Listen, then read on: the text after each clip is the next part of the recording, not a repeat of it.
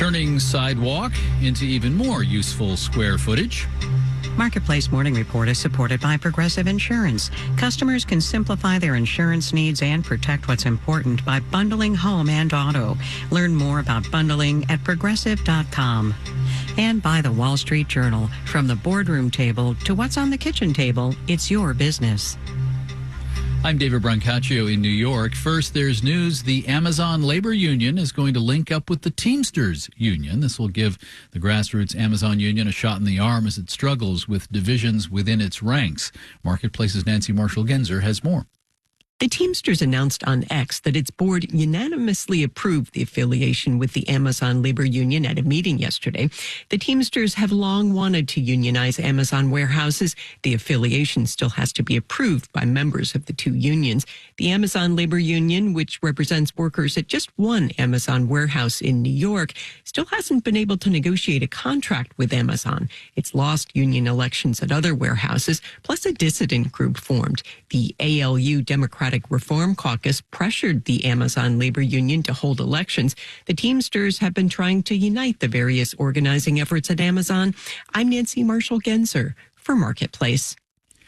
Some sectors of the U.S. economy that make stuff, manufacturing and construction, have lost some steam, according to the latest data. Key measures of factory activity came in just so-so.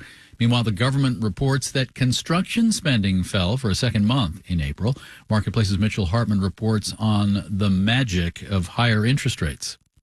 Blame the slowdown on high interest rates and weak demand for manufactured goods, says Kathy Bostjancic, chief economist at Nationwide. Manufacturing activity really has been subpar, and what has been driving the economy is service consumption, not goods consumption. So that's why manufacturing is soft.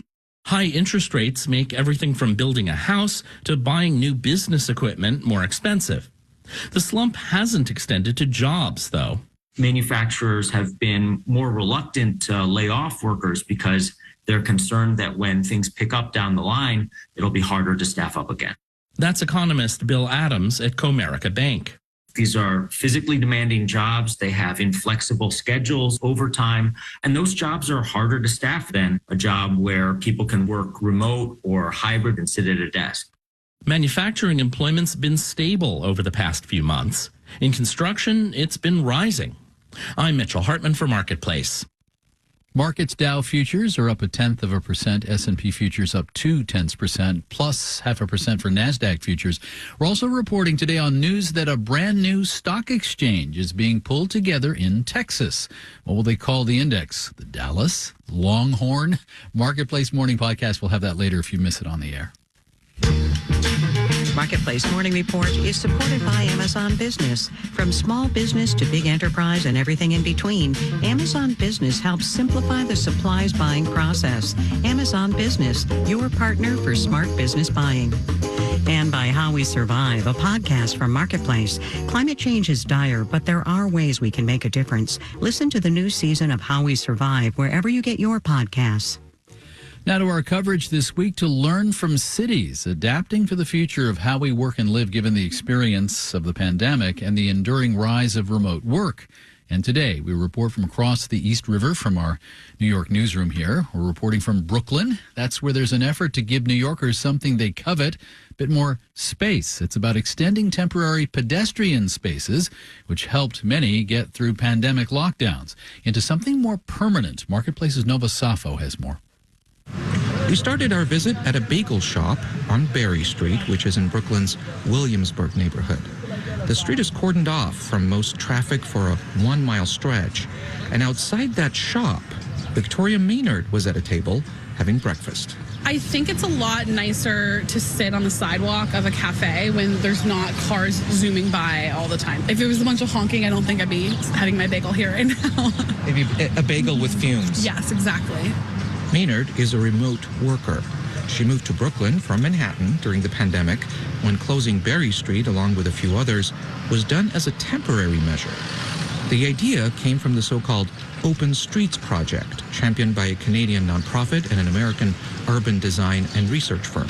Even when things were closed, I used to meet a friend every morning for a walk, just because we couldn't really go out anywhere or do anything, but we could always walk. In the post-pandemic era, city residents convinced officials to make the Berry Street closure permanent. And that's been transforming this part of Brooklyn. At a nearby convenience store, owner Jose Rodriguez says he's seen a change in his mix of customers. More pedestrians are coming in. I like it like this for the pedestrian. You get more people walking around, and we got people like that happen to be by, like walking around. They're walking. The pandemic absolutely supercharged the open street movement. That's Solveig Entwistle, a volunteer with the Berry Street Project. She gives us a walking tour, highlighting changes to make the street more friendly to pedestrians and bicyclists. This is called epoxy gravel here. She points down at a crosswalk. Delineates to someone that this feels different than the regular pavement. Prettier, too. It is a lot prettier. She also points to a nearby parking garage.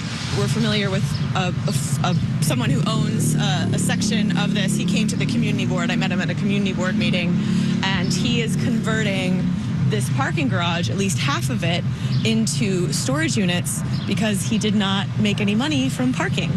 Not all of this change is welcome. New York City is facing a lawsuit from a group of disabled residents.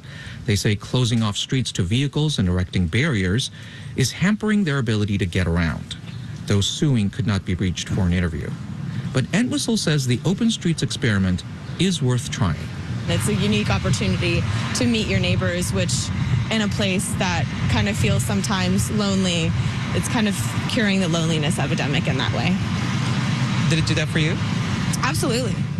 Other cities are also experimenting with similar projects, including Minneapolis, Salt Lake City, and Fort Wayne, Indiana. In Brooklyn, New York, I'm Nova Savo for Marketplace. As part of Nova's series, he also looked at several projects in the city of Detroit, including General Motors' plans to move into new headquarters and Ford Motor Company's restoration of a post-apocalyptic-looking train station.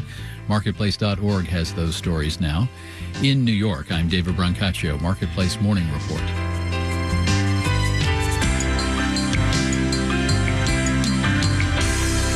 8 p.m., American Public Media.